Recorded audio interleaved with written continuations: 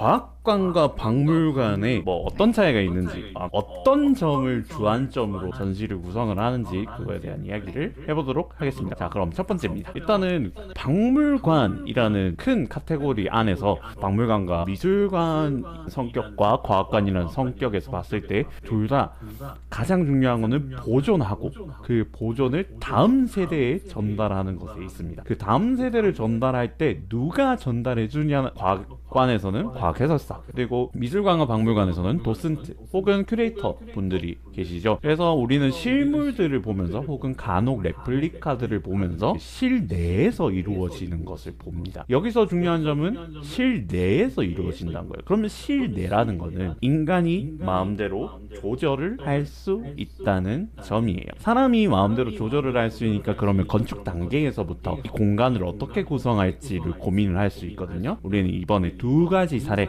사이포트라고 하는 국립부산과학관과 국립중앙박물관에 대한 이야기를 해보도록 하겠습니다. 여기 보시면은 처음에 과학관에 들어갈 때의 분위기랑 박물관에 들어갈 때의 분위기가 다르다는 걸 알 수 있어요. 부산과학관 같은 경우에는 전체가 약간 배라는 느낌이 들죠. 거기가 이동, 수송, 그리고 움직이는 거, 메인 테마를 이렇게 건축물로 표현을 해뒀습니다. 반면에 중앙박물관은 어떤가요? 건축 미감이 뛰어나기는 하지만 공간 구성상 수장고도 아주 커야 되고 많은 인원을 수용을 해야 돼서 그냥 일반적인 건축물 같은 형태를 취하고 있습니다. 하지만 여기 부지 내부에 과학관과 다른 점이 있는데, 여기는 미감을 최대한 극대화시켜서 여기부터 입구는 이렇게 가면 되겠다, 아니면 뭐 여기서 쉬는 공간이 있다거나 아니면 뭐 음식물을 먹을 수 있는 공간이라거나 하는 구분을 되게 철저하게 공간적으로 분리를 해뒀어요. 그래서 여가 공간과 관람 공간을 확실하게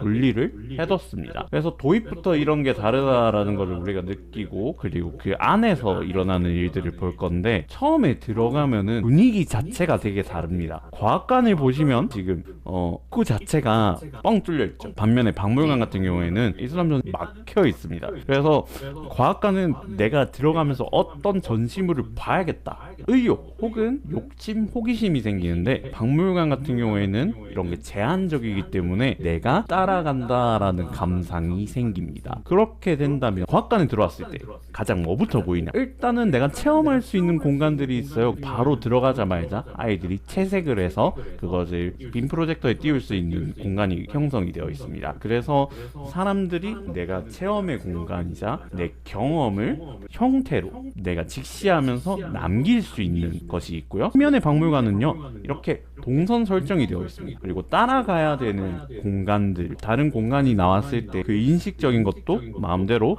배치를 할 수 있다는 거죠. 박물관과 과학관에서 가장 중요한 차이점이 배치와 암시입니다. 과학관에 보시면 나열돼 있긴 한데 되게 중구난방한 것처럼 보이거든요. 하지만 여기에서 나름의 질서가 있습니다. 전시물을 보고 난 이후에 내가 다음 전시물을 체험을 해야겠다, 그러니까 체험 유도성이 있어요.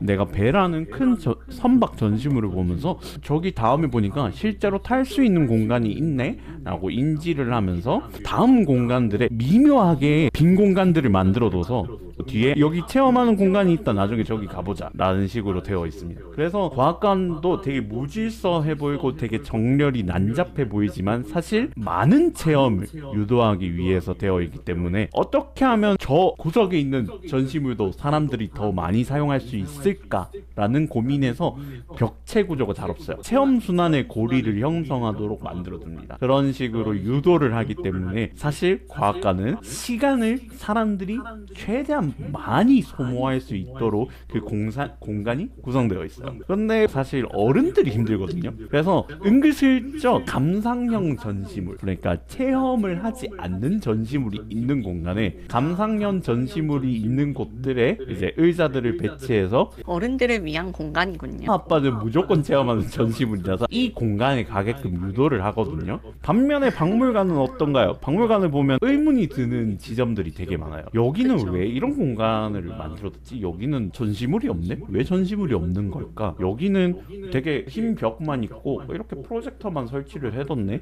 되게 예쁘긴 하다, 사진 찍기에 좋다, 이런 생각이 들기도 하면서 우리는 길을 따라가야 합니다. 박물관은 어디까지나 계속해서 길을 따라가는 공간이기 때문에 그 길을 따라가면은 이 배치와 암시를 통해 이런 복선을 회수하고 싶어서 배치를 했구나 라는 거를 되게 잘 표현을 합니다. 여기 보시면은 아까 우리가 봤던 공간이었죠. 흰 벽만 있고 여기에 의미가 없는 것처럼 보이는데 근데 넘어가 보니까 실내에서 사용되는 유품들을 이런 식으로 배치하면서 내가 실내라는 공간에 들어왔다, 밖에서 안으로 들어왔다, 이미 실내지만은 한 번 더 실내를 액자식으로 구성을 할 수 있는 거예요. 그래서 이런 구성을 하면서 복선을 많이 깔아둘 수도 있고, 그리고 관람객에게 길을 왜 우리가 제시하고 있는 것인지, 당신에게 가장 큰 감동을 어떻게 줄 것인지에 대한 고민들이 곳곳에 배치되어 있습니다. 그런 반면에 관람객이 참여하는 부분이 좀 달라지는데요.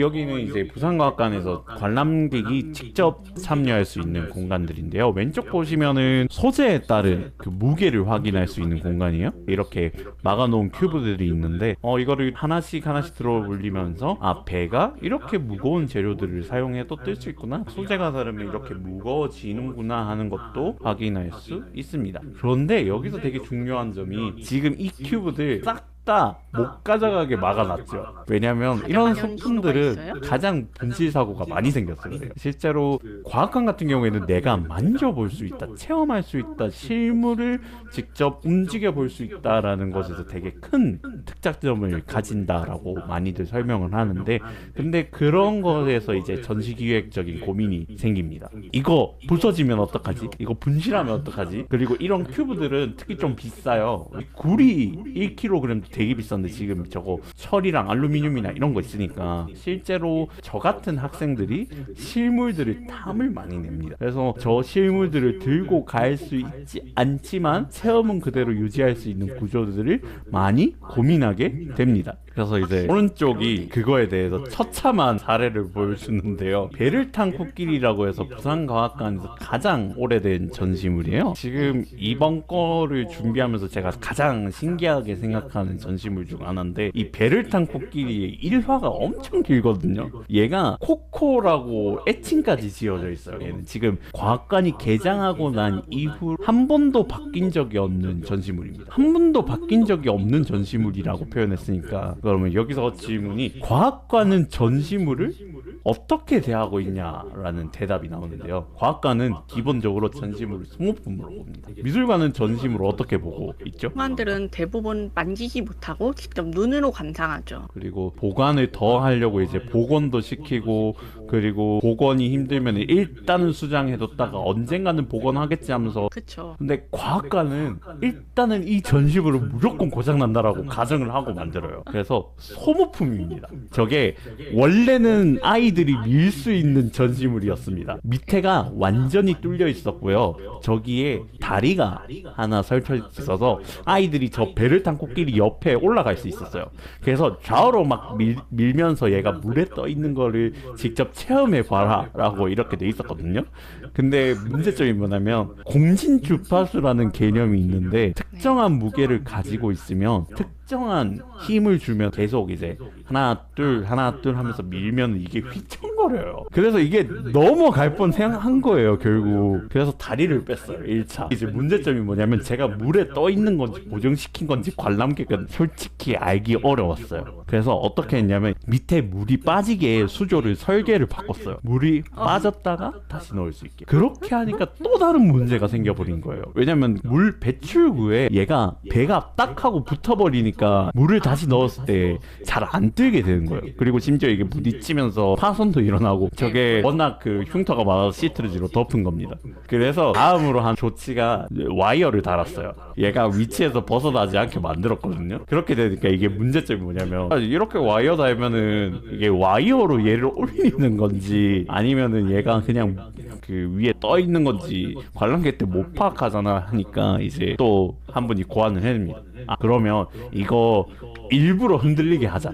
일부러 어느 정도 흔들리게 하자. 그 결과가 기계 물고기를 넣은 겁니다. 얘가 계속 수조 안에서 움직이니까 수조 안에서 이제 수면이 찰랑찰랑 거리잖아요. 그럼 찰랑찰랑 거리는 거 따라서 이 배가 같이 움직이는 거를 보여주게 됩니다. 되게 고민이 많았던 전시물이에요. 이렇게 10년을 버텨왔습니다, 이 친구. 그리고 진짜. 또 재밌는 이야기가, 얘가 원래 컨셉트가 어떤 컨셉이었냐면 한국에 왔던 코끼리를 컨셉으로 했어요. 실제 조선 왕조실록에서 코끼리 한 마리가 나오거든요. 네. 근데 걔가 너무 많이 먹어서 유배를 당해요. 그 유배 당하는 장면을 약간 재미있게 과학관에서 여기는 수송이 메인 테마라고 했으니까 그 배를 수송할 수 있는, 코끼리도 띄울 수 있는 부력이라는 거를 보여주고 싶어서 만들었는데, 지금 이 코코는 다른 문제점, 오게티가 하나 있습니다. 조선 왕조실록에 나왔던 코끼리라면 걔는 아시아 코끼리예요. 엄니가 나 있어야 된다는 겁니다. 근데 지금 코코 엄니 안 나 있습니다. 엄니가 없어요. 그래서 이거 누가 실제로 민원에 넣었습니다. 얘 그 스토리 보니까 왕조실록에 나오는 그 코끼리를 썼던데 왜 얘는 엄니가 없죠? 민원이 들어왔습니다. 그래서 이제 민원에 들어왔으면 해답을 해줘야 됩니다. 이게 공공기관들은 민원을 답변을 해야 되는 의무가 생기거든요. 그래서 뭐 아버님이 하셨는지 아니면 그냥 역사를 아주 좋아하는 학생이 있는지 모릅니다. 그래서 일단은 답변을 해야 되니까 이거 어떻게 하지 하다가 일단은 코코라고 이름 붙여놨죠. 우리 코코는 피그미 코끼리라서 상아가 안 나는 종입니다 라고 답변을 넣은 거예요.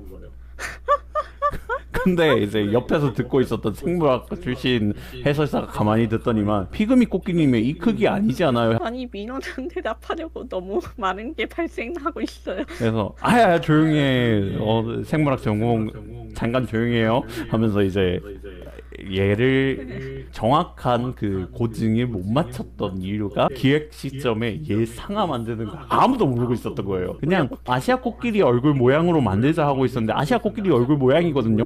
근데 상아 넣어야 된다는 거를 제작자도 몰랐고 기획자도 몰랐고 판넬 쓰는 사람도 몰랐던 거예요.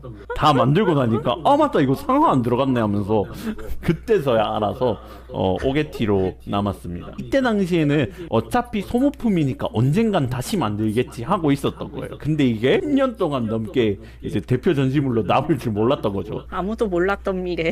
그래서 이 코끼리에 대한 이런 슬프고도 웃긴 이야기가 얽혀 있습니다. 우여곡절이 되게 많았던 전시물입니다. 그런데 이제 박물관은 관람객 참여가 약간 내가 남길 수 있는 이템 혹은 이제 책갈피 혹은 뭔가 내가 남겨서 가져갈 수 있는 무언가로 많이 되어 있죠. 그리고 뭐 디지털 패널들은 어디를 가든 키오스크 형태나 그런 것들은 어딜 가든 있는 거니까 그건 특별히 설명하지 않았는데, 중앙박물관 같은 경우에는 내가 생활 속에서 소지할 수 있는 거를 많이 주고 싶어 하는 것 같더라고요. 그러면 이제 소위 말하기로 스 판매 수익에 이제 잠정적인 고객을 더 끌어올릴 수 있으니까 이런 식으로 관람객 참여를 유도하고 있었습니다. 아까 과학관은 막 관람객 참여 때문에 이게 소모품이 되면 안 돼 하면서 온갖 고민들을 했는데, 반면에 박물관은 아예 막혀 있으니까 그런 고민은 좀 적은 편이에요. 그쵸. 그리고 굿즈 만드는 것도 다 전시품이랑 관련된 걸로 만들어요. 특히 중앙이 정말 그런 걸 잘하던데요. 솔직히 이 굿즈 만드는 게 저희는 다 이게 체험형으로 진행되는 것도 연관 있게 만들다 보니까 도자기 전시가 있으면 도자기 조각 모형을 만들어 가지고 이제 애들한테 거기에 그림을 그릴 수 있게 해서 가져가게 해요.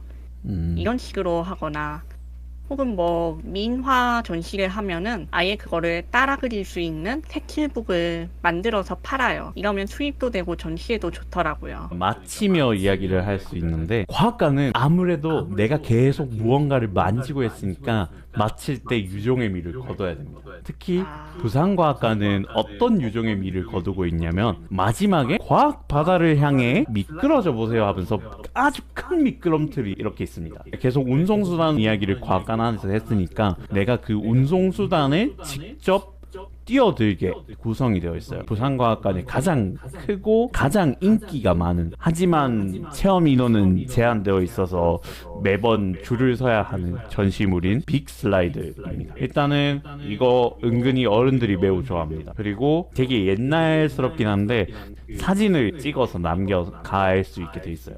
근데 무게 제한이 있어서 무게가 너무 많이 나가시면 못 들어갈 수 있고, 그리고 키가 안 되는 어린이들은 또 못 들어가요. 그래서 이제 여기서 난리가 납니다. 보통 과학관에 아이들이 오니까 자기 타고 싶은데 못 타잖아요. 그래서 이제 난리가 나는 거예요. 누구는 막 형 누나들은 타고 있는데 이제 애기는 못 타니까 막 울고 막 들어눕고, 여기가 과학관 메인 홀이거든요. 그래서 소리가 되게 잘 울려요. 한 명만 울지도 않아요. 그래서 한 여러 명이 이거 타는 시간만 되면 이제 난리가 납니다, 그냥.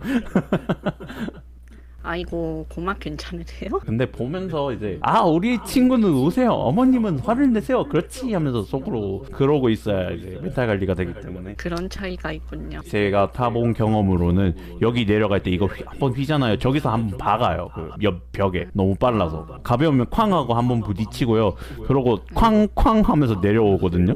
그래서 이제 너덜너덜해져서 내려오게 됩니다. 이제 애들이 비명 지르면서 내려오니까 안전수칙이 하나둘씩 생기더라고요. 이 정도면 해설사의 피로 먼저 쓰여지는 것 같은데. 제 생각에는 그 해설사분들이 직접 타시면서 써본 것 같습니다. 여기 이렇게 딱 내려오고 나면은 이제 출구 보이거든요. 그래서 과학관으로 하여금 아이들이 더 이상 미련을 갖지 않고 보낼 수 있게 해두는 전시물이기도 합니다. 왜냐면 과학관은 체류 시간이 아무래도 배치상 길 수밖에 없어서 관람 피로가 되게 높은 편이거든요. 박물관은 체험 시간이 짧게 만들려면 얼마든지 짧게 할 수 있고 길을 따라가는 거기 때문에 내가 체험할 때 막 이것저것 생각할 필요가 없습니다. 기획자의 의도만 따라가도 충분히 쉽게 전달을 받을 수 있어. 그런데 과학관은 계속 움직였잖아요. 그래서 아이들을 재워야 될 필요가 있습니다. 그리고 아이들을 집에 보내야 돼요. 나 이것만 한 번 더 하고 갈래, 이거 한 번 더 하고 갈래 라는 그 심리를 없앨 필요가 있습니다. 그래서 마지막 전시관에 나오면 미끄럼틀이 보이고, 그 미끄럼틀 타고 나오면은 더 이상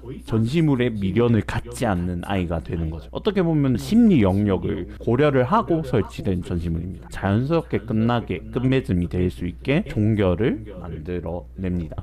그래서 여기서의 체험을 잘 종료할 수 있게끔 만들어두는 게 과학관의 특성 중 하나입니다. 왜냐면 우리는 여태 동안 길을 제시를 하지는 않았으니까. 그런데 박물관은 반면 나오면 전시 좋았다, 그런데 여기 공간에 배치된 것들이 많이 없어서 약간 여운을 남깁니다. 중앙박물관 특히 그래요. 그 여운을 남긴 상태에서 바로 만나는 게 뮤지엄샵입니다. 중앙박물관은 그렇게 설계를 해뒀더라고요. 내가 여운이 남았으니까 내가 형태로서 무언가를 가지고 가고 싶다라는 그 욕구를 이제 심리적으로 만들더라고요. 그래서 뮤지엄샵에 전시물과 관련되었던 것들을 잔뜩 배치해놓고 그 전시물이 좀 더 의미를 가질 수 있게 형태로서 추억을 남긴다라는 것을 중앙박물관은 되게 잘 잡아두셔서 그 박물관 굿즈로 유도되는 길을 만들어뒀습니다. 그래서 끝까지 박물관들은 길을 만들고 그 길 끝에 종착점이 어떻게 되느냐에 따라서, 과학관의 경우에는 어디까지나 체험의 종료를 알린다면 박물관 같은 경우에는 뮤지엄샵들이나 이런 걸로 여운을 더 주려고 하는, 그때를 회상하게 만드는 그런 아이템들을 배치를 하는 게 큰 차이가 아닐까 싶었네요. 그래서 과학관과 박물관이 어떻게 다른가에 대한 이야기를 해보았습니다.